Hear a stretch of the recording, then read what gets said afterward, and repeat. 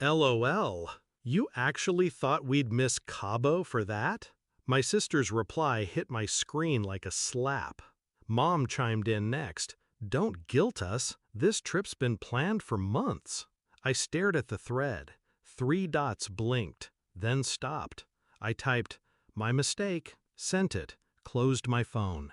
They thought that was the end. The thing about family is, they train you early on how much you're worth to them. When I was 9, Mom forgot me at a school recital because she had a spa appointment. At 13, Dad missed my science fair because he had work drinks. And my sister? She specialized in cruelty dressed as humor. By adulthood, I'd stopped expecting rescue. I learned to drive myself home from the ER at 17 after collapsing in gym class. So no, this wasn't shock. This was confirmation. Still, I needed them to feel it this time.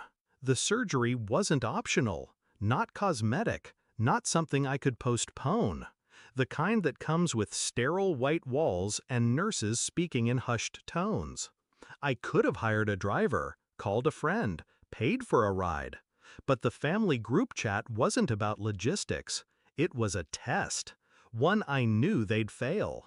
Their Cabo trip wasn't cheap, booked months in advance. Photos of white sand and infinity pools already lined my sister's feed. They were proud of that trip, almost as proud as they were of never admitting when they were wrong. Perfect. I didn't explode. I didn't beg. I planned. 2 days before my surgery, I called the hospital. Quiet voice, specific request. The nurse listened, hesitated, then agreed. All within policy, technically. The morning of the 15th, they wheeled me in.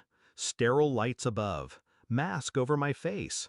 I drifted out thinking about ocean waves crashing into my sister's perfect vacation hair. They didn't hear from me for 24 hours. No texts, no calls, until the second day when the nurse made that call. I imagine my mom picking up in her resort suite, music thumping in the background. Mrs. Hale, this is Nurse Lopez from City General. I'm calling about your daughter. Pause. No, she's stable now, but there was a complication during surgery. We had to keep her overnight. She'll need someone to help her home once she's discharged this afternoon. Legally, she can't leave without a responsible adult to sign her out. I don't know exactly what was said next, but I know my mother. She would have turned, eyes wide, to my sister. Cabo sun still wet on their skin. The vacation suddenly tasting like salt and guilt.